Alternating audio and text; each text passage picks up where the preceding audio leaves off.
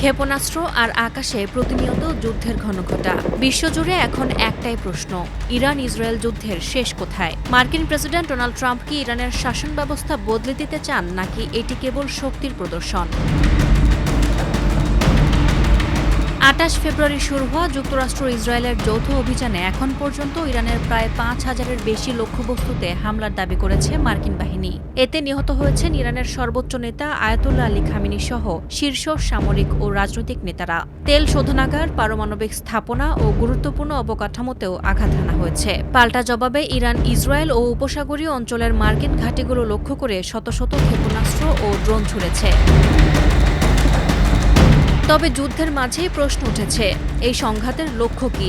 মার্কিন president Donald Trump কখনো বলছেন ইরানের শাসন ব্যবস্থা ভেঙে পড়বে, আবার কখনো বলছেন দেশটির ক্ষেপণাস্ত্র ও সামরিক সক্ষমতা ধ্বংসই লক্ষ্য।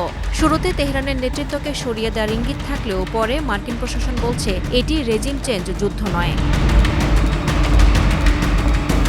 তবে হামলার ধরন বিশ্লেষণ করে বিশেষজ্ঞরা বলছেন ইরানের ক্ষমতা কাঠামো ভেঙে ফেলার চেষ্টা ছিল এই অভিযানের অন্যতম উদ্দেশ্য।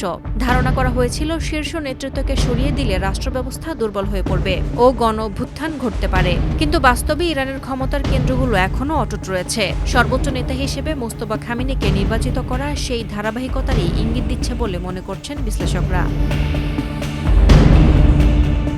এদিকে ওয়াশিংটন ইরানের বিপ্লবী গার্ড কোর IRGC-কে অস্ত্র সমর্পণের আহ্বান জানিয়েছে। অন্যদিকে ইরানি কূটনীতিকদের সরকার ছেড়ে নতুন অবস্থান নেওয়ার প্রস্তাব দিয়েছে।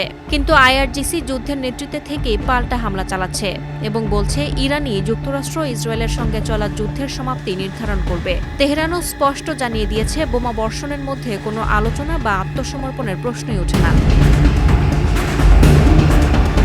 আরেকটি লক্ষ্য হিসেবে বারবার উঠে এসেছে ইরানের সামরিক সক্ষমতা ধ্বংসের বিষয়টি।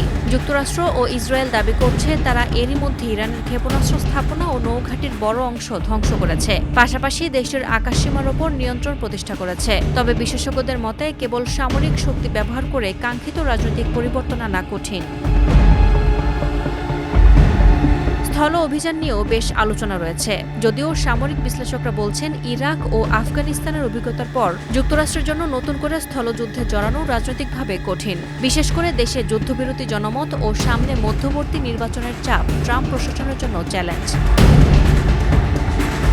সব মিলিয়ে ইরান যুদ্ধের লক্ষ্য নিয়ে ওয়াশিংটনের অবস্থান এখনও স্পষ্ট নয়। শাসন ব্যবস্থা পরিবর্তন, সামরিক সক্ষমতা ধ্বংস, নাকি নতুন কোনো সমঝোতা? কোন পথে শেষ হবে এই সংঘাত? সাদিয়া ইয়াসমিন, প্রথম আলো।